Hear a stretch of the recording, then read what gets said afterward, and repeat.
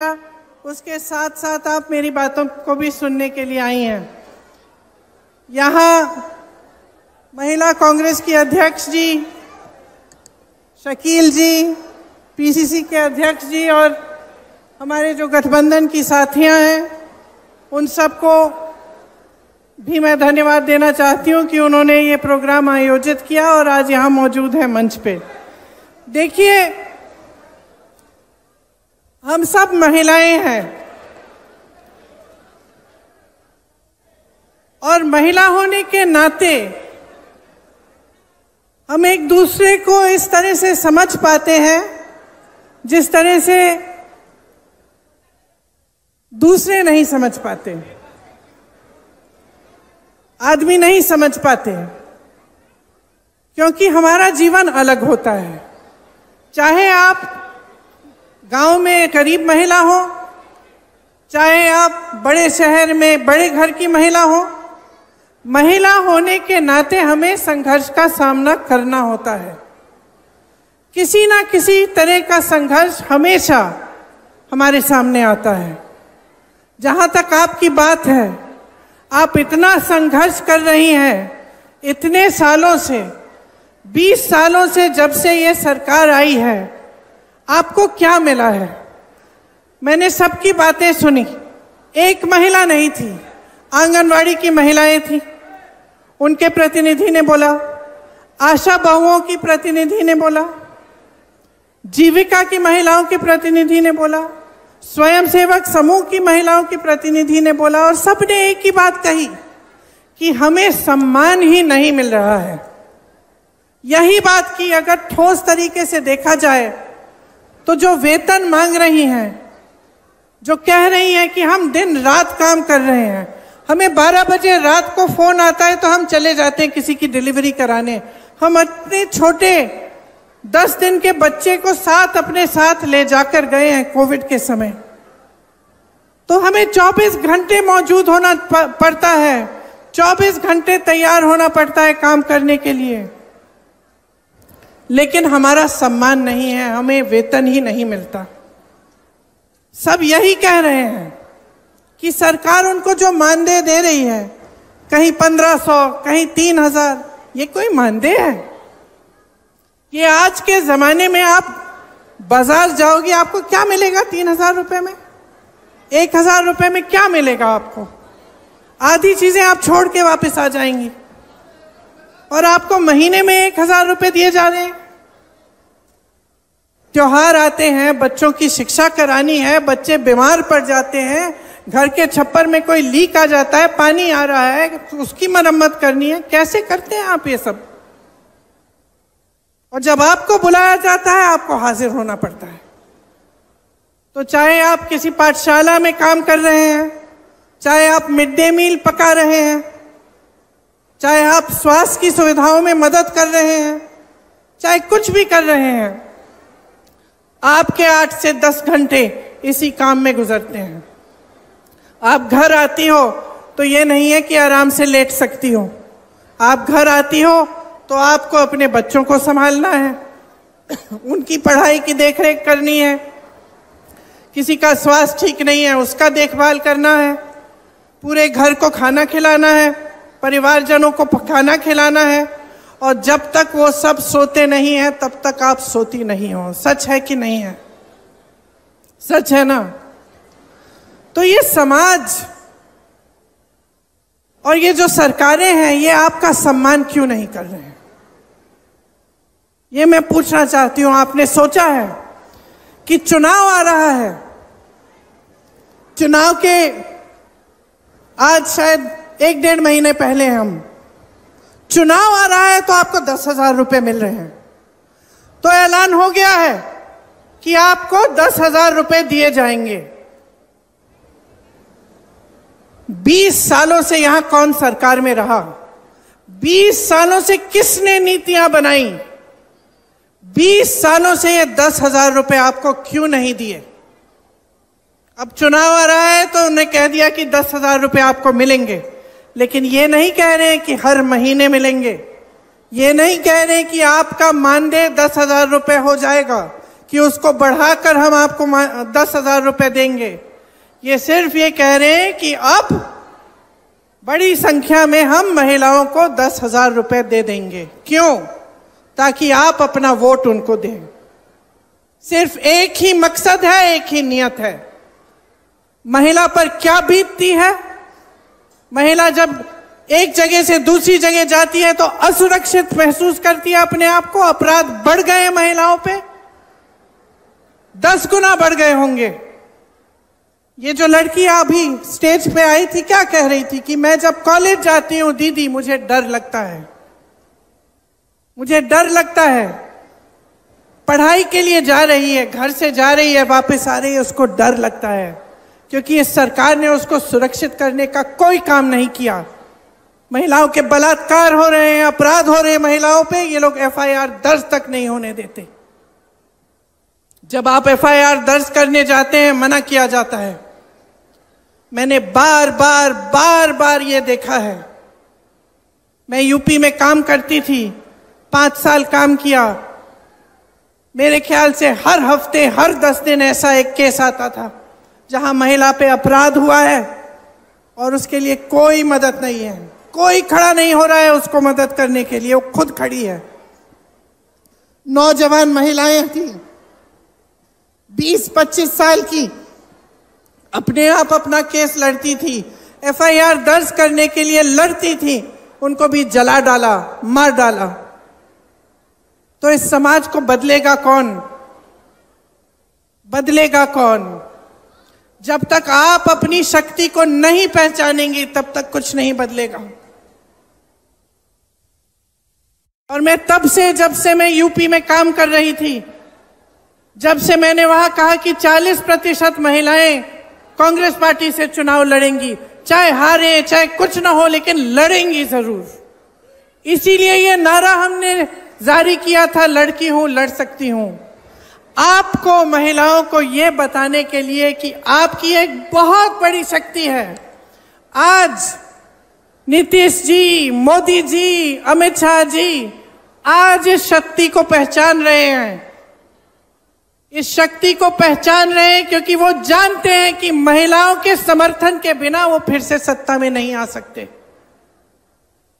आज उनको अचानक दिख रहा है कि अगर महिला का वोट मिलेगा तभी हमारी सरकार बनेगी। इसीलिए सारी नई नई स्कीमें निकल रही हैं चुनाव से पहले पहले। लेकिन बहनों, हम महिलाएं तेज भी होती हैं, हमें लोगों की नीयत जल्दी समझ में आ जाती है। अगर हम अपनी बेटी के लिए कोई लड़का देखने जा रहे हैं, सबसे पहले हम उसकी नीयत देखते हैं क्या है, समझ जाते हैं कि किसकी नीयत में खोट है। तो जब आपको सिर्फ चुनाव के पहले स्कीम दी जा रही है, सिर्फ चुनाव के पहले पैसे दिए जा रहे हैं, आपको समझना चाहिए कि नीयत में खोट है। लेकिन आपकी जो इतनी बड़ी शक्ति है वो आप खुद नहीं पहचान पा रही हैं। अगर आप एकजुट हो जाएंगी, इस देश की आधी आबादी है, देखते हैं कौन रोक सकता है आपको। देखते हैं किसकी हिम्मत है, किसी भी पार्टी की हिम्मत हो कि आपको 3,000 रुपए का मानदेय दें महीने में। आप एकजुट हो जाइए, खड़े हो जाइए और अपना हक मांगिए, अपना अधिकार मांगिए, अपनी शक्ति को पहचानिए कि मैं महिला हूं, इस देश की आधी आबादी हूं, यह देश मेरे बिना स्वतंत्र भी नहीं हो सकता था। अगर इस देश की महिलाएं उस समय नहीं जागी होती, अगर वे स्वतंत्रता संग्राम में इकट्ठे होकर लड़ती नहीं, तो हम आज स्वतंत्र भी नहीं होते। तो हाँ, समाज और सरकार को पहचानने की जरूरत है कि हमारी शक्ति क्या है, लेकिन हमें खुद पहचानना पड़ेगा कि हमारी शक्ति क्या है। हमें खुद एकजुट होना पड़ेगा, हमें खुद देखना पड़ेगा कि कौन सी पार्टी, कौन सा गठबंधन हमें सम्मान दे रहा है। और सम्मान का मतलब ये नहीं है कि चुनाव के 10 दिन पहले 10,000 रुपए पकड़ा दिए, हमें खरीदने की कोशिश है। ये हमारा सम्मान नहीं है। हमारा सम्मान तब होगा जब आपको मानदेय, हर महीने का मानदेय सही मिलेगा। सम्मान तब होगा जब आपको पैरों पे खड़े होने के लिए पूरी तरह से सरकार आपका समर्थन करेगी। आपका सम्मान तब होगा जब आपकी बेटियां पढ़ने जाएंगी और अपने आप को सुरक्षित समझेंगी। और मैं आपको सीधा सीधा बता देती हूं कि भाजपा की सरकार, नीतीश जी की सरकार आपको कभी इस तरह का सम्मान नहीं देंगे। 20 सालों से इनकी सरकार चल रही है। आप आवाज उठाती हैं तो क्या होता है? यहां मंच पे कहा, आप आवाज उठाती हैं तो आपका मुंह बंद किया जाता है। पुलिस आ जाती है आपको पीटने, आपको गिरफ्तार करने के लिए। क्यों? अपराध कर रही हैं आप। अपराधियों को तो गिरफ्तार नहीं किया जा रहा है, लेकिन आप आवाज उठा रही हैं, आप अपना हक मांग रही हैं। आप कह रही हैं कि मैं 8 से 10 घंटे काम करती हूं, मुझे ये 1,000-1,500 रुपए का मानदेय, ये 3,000 रुपए का मानदेय स्वीकार नहीं है, मुझे सम्मानजनक मानदेय दो। तो आपको पीटा जाता है, आपको पकड़ के थाने ले जाया जाता है। ऐसी सरकार कभी आपका सम्मान नहीं कर पाएगी। हमारे गठबंधन ने तय किया है कि जो जरूरतमंद महिलाएं हैं उनको 2,500 रुपए हर महीने मिलेगा। आपके मानदेय की बात हम सब अच्छी तरह से समझ रहे हैं और आपके मानदेय को बढ़ाने के लिए, आपके सम्मान के लिए हम सब काम करेंगे। आपने यहां मंच पे कई महिलाओं ने अपने बच्चों की स्वास्थ्य की बात की। हमने तय किया है कि जिस तरह से कांग्रेस की सरकार ने राजस्थान में 25 लाख का स्वास्थ्य बीमा जारी किया था, उस तरह से बिहार में हम उसे लागू करेंगे। इसका मतलब है कि 25 लाख रुपए तक कोई भी स्वास्थ्य सुविधा, चाहे वो सर्जरी हो, दवा हो, कुछ भी हो, वो आपको मुफ्त में मिलेगी। ये आपके समर्थन के लिए है, ये इसलिए है ताकि आपको अपने बच्चों के लिए, अपने स्वास्थ्य के लिए, अपने परिजनों के स्वास्थ्य के लिए संघर्ष नहीं करना पड़े। हमने ये तय किया है कि हम भूमिहीन परिवारों को 3 से 5 डिसमिल जमीन दिलवाएंगे। और सुन लीजिए, इस जमीन का मालिकाना हक महिलाओं को दिया जाएगा ताकि जमीन आपके नाम हो, जमीन आपकी हो। ये आपकी शक्ति है जिसे हम पहचान रहे हैं, ये आपका सम्मान है जिसे हम समझ रहे हैं। तो मैं वैसे आपकी बातों को सुनने आई थी, भाषण देने नहीं आई थी। मैं चाह रही थी कि एक संवाद हो, कि मैं भी समझूं, क्योंकि मैं उत्तर प्रदेश की महिलाओं की समस्याओं को जानती हूं, केरल की महिलाओं की समस्याओं को जानती हूं, अन्य जगहों में जहां जाती हूं मैं समझती हूं। मैं समझना चाहती हूं कि कितना संघर्ष है आपके जीवन में। और जो मैंने सुना उससे स्पष्ट हो गया है कि आपके जीवन में इतना संघर्ष है। आप पूरे समाज का बोझ उठा रही हैं, आप समाज का बोझ उठा रही हैं, लेकिन समाज और सरकार आपकी तरफ देख ही नहीं रही है। जहां सरकार को मदद करनी चाहिए, जहां आपको सशक्त करना चाहिए, वो काम नहीं हो रहा है। एक बहन ने रोजगार की बात की, कहा कि यहां से तमाम लोग पलायन करके चले जा रहे हैं। इसका मतलब है आप अकेली रह जाती हैं, अकेली सभी संभालती हैं। जो पैसा आता है उससे खर्चा हो जाता है, ऊपर से आप आशा बहुएं हैं, आंगनवाड़ी हैं, आप ये सब काम कर रही हैं, जीविका का काम कर रही हैं, और फिर भी संघर्ष है, अकेली रह रही हैं। तो इतना संघर्ष है, इतना बोझ उठा रही हैं आप, क्या इस बोझ को पहचानना नहीं चाहिए? नेताओं को, सरकारों को क्या आपको नकारा जाना चाहिए?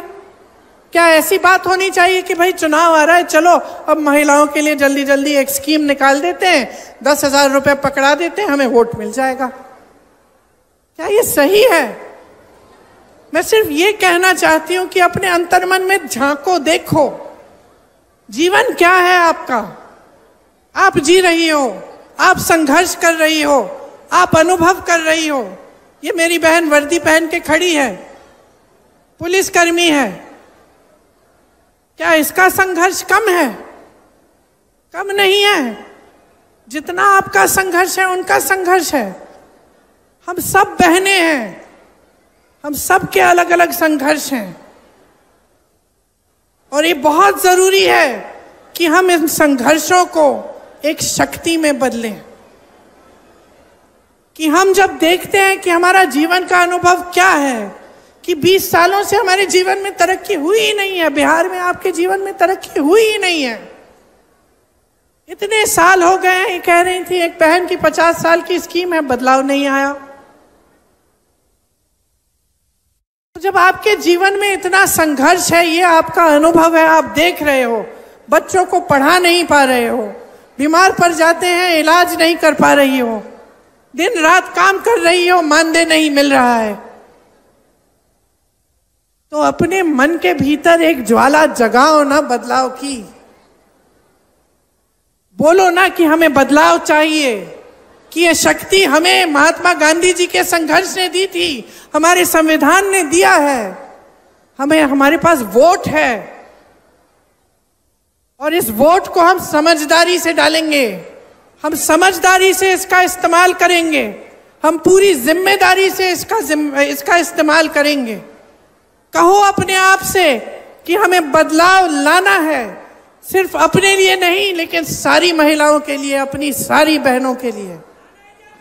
जो सरकार, जो नेता महिला की शक्ति नहीं पहचानेगा, जो चुनाव के समय सिर्फ अपने मुंह दिखाने आएगा और बोलेगा कि लो एक स्कीम निकाल दी आपके लिए, लो 10,000 रुपए, लो 5,000 रुपए, उसको सबक सिखाइए, सबक सिखाइए, उसकी नीयत को पहचानिए, पहचानिए कि आपकी अपनी एक बहुत बड़ी शक्ति है, जो इस देश की सबसे बड़ी शक्ति है। इस देश का भविष्य आपके हाथों में है। बच्चों को आप पालती हैं, नई पीढ़ी आपके हाथों में है, आप शिक्षा देती हैं, आप समझाती हैं, आप नैतिकता की बात उनसे करते हैं, आप संघर्ष करके स्कूल पहुंचाती हैं, उनको शिक्षा दिलवाती हैं, रोजगार करती हैं, संघर्ष करती हैं। तो मैं सिर्फ इतना कहना चाहती हूं कि अपनी शक्ति को पहचानिए, खड़े हो जाइए, जो सामने आता है, जो स्कीमें आपको बताता है उसको पहचानिए, जो सचमुच आपकी भलाई चाहता है उस नेता को भी पहचानिए। मेरे भाई राहुल गांधी ने पूरे देश में संघर्ष किया, किस लिए? सामाजिक न्याय के लिए। और सामाजिक न्याय में शामिल क्या है? कि महिलाओं को न्याय मिलना चाहिए, कि महिलाओं को सम्मान मिलना चाहिए।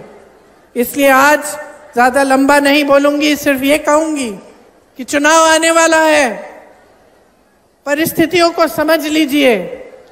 आपकी अपनी परिस्थितियां जो हैं उनको आप समझती हैं, जो चुनावी परिस्थितियां हैं, जो राजनीतिक परिस्थितियां हैं उनको भी समझिए।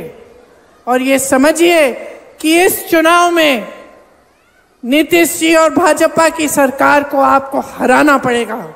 अगर आप सम्मान चाहते हैं, अगर आप न्याय चाहते हैं, तो एक नई सरकार बिहार में बनानी बहुत ही जरूरी, बहुत ही महत्वपूर्ण है। आप सबने बहुत इंतजार किया, देर भी हो रही है, मुझे लग रहा है कि कुछ बहनें जा भी रही हैं, खाना वाना पकाना होगा, काम करना पड़ेगा। इसलिए आप सबको बहुत बहुत धन्यवाद कि आपने इतनी ध्यान से मेरी बातें सुनी। जय हिंद। हम सब महिलाएं हैं और महिला होने के नाते हम एक दूसरे को इस तरह से समझ पाते हैं जिस तरह से दूसरे नहीं समझ पाते, आदमी नहीं समझ पाते, क्योंकि हमारा जीवन अलग होता है। चाहे आप गांव में गरीब महिला हो, चाहे आप बड़े शहर में बड़े घर की महिला हो, महिला होने के नाते हमें संघर्ष का सामना